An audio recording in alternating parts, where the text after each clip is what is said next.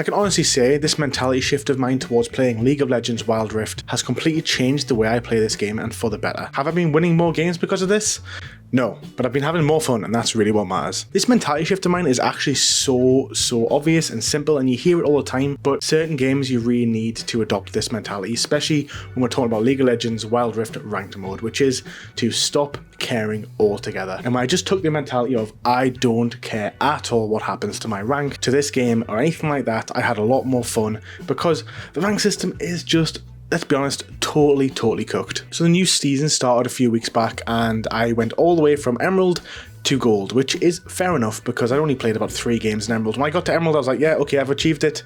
No more. So I was in Gold and I thought, okay, let's just figure this one out, I suppose, and we'll play a little bit. I don't play it as much because I've been playing League on PC, and really I play Wildrift pretty much when I'm walking the dog once a day, or when I'm on my break at work. Like 1 or 2 games a day max, really. It's kind of more of like a skill gathering or limit testing at the moment, as opposed to actually trying to climb ranked, because it's pretty difficult, not gonna lie. So in Gold, as you can imagine, when you've been Platinum or you've been Emerald, you just face bots. I just played and I won every single game until I ended up in Platinum 2, and I was rocking like a 75-80% win ratio after like 12 games of ranked. And then landed the normal ranked games, and if you know what the normal ranked games are, if you know what I'm referring to here, of course I'm referring to playing with teams of constant inters and people who have no idea how the game works. And let's just remind people that Platinum rank in Wildrift is actually the first rank. In Iron, Bronze and Silver you face 100% bots. Now people have commented saying that you face bots in Gold, and you do. However, it's not just always bots. When I first started playing Wildrift, it was my first ever mobile, I actually got stuck in Gold after like 10-20 games because I was pretty rubbish. And you face bots in the first 10 games, and then when you actually don't win all those games, you actually start playing other Gold players who are just as bad as you. So really, Platinum rank in Wildrift is essentially rank 1. And as someone who is on the verge of getting to Bronze in League of Legends, I can generally tell you that Platinum rank in Wildrift is far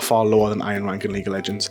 I'd probably go as far to say that Emerald rank in Wildrift is not quite as high level as Iron in League of Legends on PC, which is staggering when you actually think about it. And that's just because of the skill gap and how fast the game is, and people just pick it up and play it because on mobile, and it just really devalues the whole rank system, and it makes it really difficult to climb because there's a lot of players playing it, and there's definitely matchmaking elements that give you bad players. I mean, let's be real, most people, when they start to hit a 3-win streak in Wildrift, you know how it feels. You just get thrown in with a bunch of absolute inters, and that was when it frustrated me for a while. But then as I've been playing League of Legends on PC in ranked, it definitely has similar issues. However, they are extremely intensified in Wildrift, to the point where I was like, I don't really have that much control over whether or not I make it to Emerald. The biggest thing I can control in Wildrift ranked is the amount of games I play, because Wildrift heavily rewards constant playing. The more you play in quick succession, the more fortitude points you get, which provides you with a rank loss shield. So if you are with a team of inters, you actually don't lose any points in your rank progression. So basically, the more you play, the more you're rewarded, so you can keep moving on up, which basically devalues monstrously the caliber of player. So Royal, who's the #1 player in Wildrift, just basically said he doesn't care about ranked anymore in his latest YouTube video because of all these inflated accounts where a challenger account will just play with Gold, Platinum, Emerald accounts, and because his account is so high, it basically just means that all of those games are bot matches up until like Diamond or higher. So basically this one account has basically carried all these other 4 players who probably aren't good enough to get to the certain level that they want to be at, and that just creates even more disparity in skill level throughout every single rank.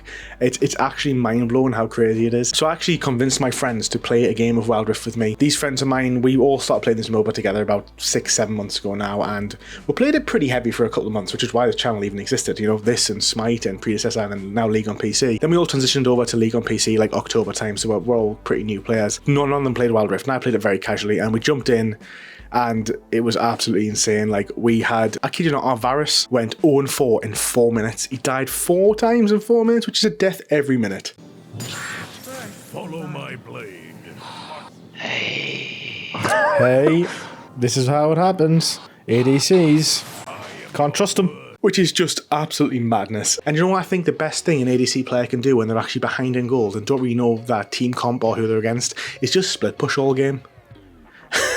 It's so funny when you see a ADC just basically because they're behind on the farm, they decide to just take every wave and they've accidentally split pushed to like the enemy base, and then literally someone just kills them. Just we're playing this game, and you know, like it's just hilarious. Like it's just how crazy and chaotic it is, and just how you really don't have much control. We actually lost the game in the end, despite getting caught in this Mordekaiser's ult, and he literally couldn't kill us when I had no health. And my actual ultimate, I was playing Tryndamere, which his ultimate makes him invincible. It ran out literally before he even took us into his ult, and I was just running around kiting him for the whole thing. It was very, very funny. The fact is that other two players who had in our team completely ended the game massively, and then it literally just sets this precedent of extreme snowballing because of how fast you get items. You get so much items that you basically get these constant power spikes that have nothing to do with skill, and that is the real issue. So my mindset change ultimately was just that if I want to play a rank, that's fine, I can play a rank, but ultimately it doesn't matter because it's a casual game. It's a mobile game and it's a casual game, and what we have to understand as gamers and people is that whenever we commit time to something, we want to have a reward and we want something to show for our time commitment. And whenever you play any multiplayer game with a rank system, you do tie your value of skill in that game to that rank. It's common for people to care about that rank in any online competitive game.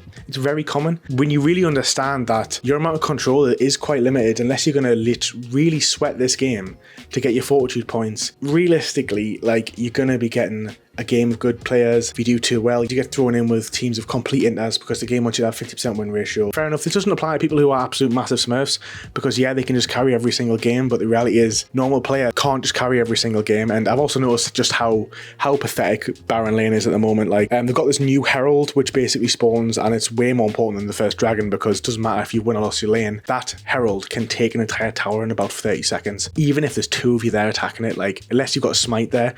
So essentially, you know, I'll be playing lane and I'll be winning lane, and maybe I've taken their tower and then they just rock up, use that Baron thing and then just take my tower, and I'm basically playing even at that point. Playing this Baron lane is like, if you can't snowball your lead in the first 3 to 4 minutes, like you're just useless in the fight because all of the items, all of the bruiser items have been nerfed. So like Set, Volibear, who build bruiser items mainly, kind of rubbish. They have to build pure tank items. Like items like Sun and Sky have all been nerfed to the point of them actually being terrible items now. And it's just like the meta is just clearly built on ADCs and high damage, burst damage champions that can just snowball games incredibly quickly. And so really, you're better off just playing Caitlyn top because ultimately Caitlyn top's probably going to kill a Set top in 3 or 4 basic attacks when they're both level 15. And ultimately, you know, you're just better off just treat it like a casual game thing. You know what? Wildrift's on mobile.